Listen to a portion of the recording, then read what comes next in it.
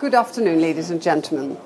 I'm Miriam Maes, Chief Exec of 4C Climate Change Consulting Company and also the Chairman of the Distributed Energy Working Group, a ministerial working group that was set up in November 2011 to talk and promote distributed energy. I've read the Carbon Connect report with enormous interest, and I'm very, very pleased to say that I agree with all of its recommendations.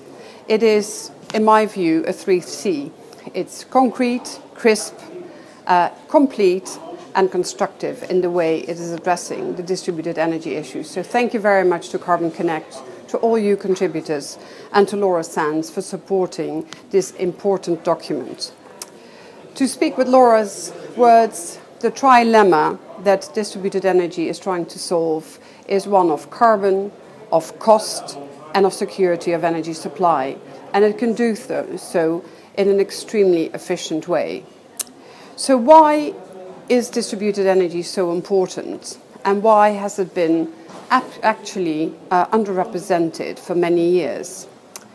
To start with the latter, it is because distributed energy is complex. It's complex because it doesn't only talk about electricity, it talks about heat, it talks about cooling. It is complex because we're also talking about an energy efficiency measure as well as a supply measure, and having the two in one go is not always easy to get your head around.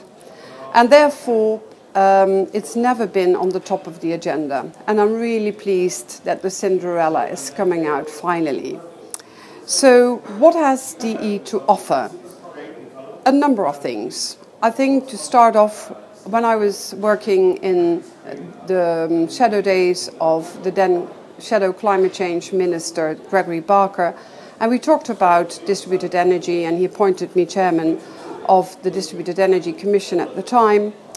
He had just written the pamphlet, Power to the People, and distributed energy will do just that. It will give power back to the people. It also will provide an affordable energy use, probably to be proven, but we are sure that it can be done, much more beneficial than large-scale generation. It does enhance security. It will create jobs.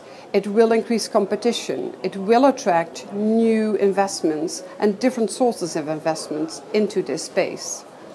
So why wouldn't we look at it? And I think the key reason is that we haven't been able to prove what the cost benefit is. And just to give you a number of reasons why costs and benefits analysis is so important.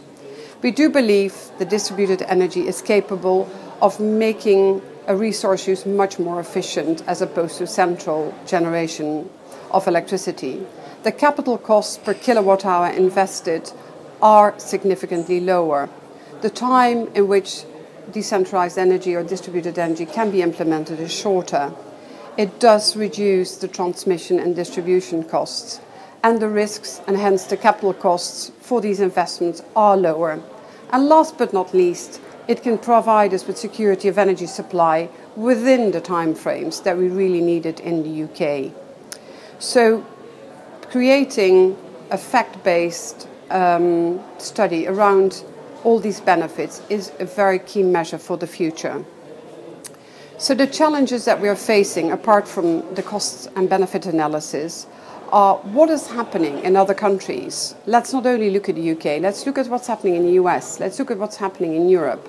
DE is a very big part of the energy mix in many European countries and will be becoming an increasing important part of the energy mix in the United States.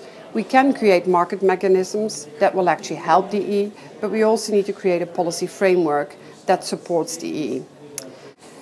So moving on to what actually this ministerial working group has been doing. It was appointed, as I said, in November 2011 by the Minister, Gregory Barker. We've done 3 phases. The first one, he asked us, could we please identify those measures in the energy bill that would be restrictive or create barriers to DE? And we came up with 2, the carbon price floor on the first hand, and the contract for differences in second instance. On the carbon price floor, we were very happy to get the support from the Minister and Department of Energy and Climate Change to talk to HMT and to at least avoid for now that heat will be exempt from the carbon price floor. So that was a good positive news. Secondly, on the contract for differences, clearly they were too complex, too risky and too costly for distributed generators. And we were asked by the Minister in a second phase of the group to come up with alternative solutions. We presented him with 3 different outcomes which are still under study. And the third phase of the distributed energy group, we were looking at how can we actually bring the costs and benefits of D3 and demand reduction, distributed energy and demand response much, much clearer to both people in government as well as to the wider public. So we're continuing with our DE3 group, and we believe that in working together from now on with Carbon Connect, we can actually push this agenda forward on a much wider scale and a much wider basis. Thank you very much.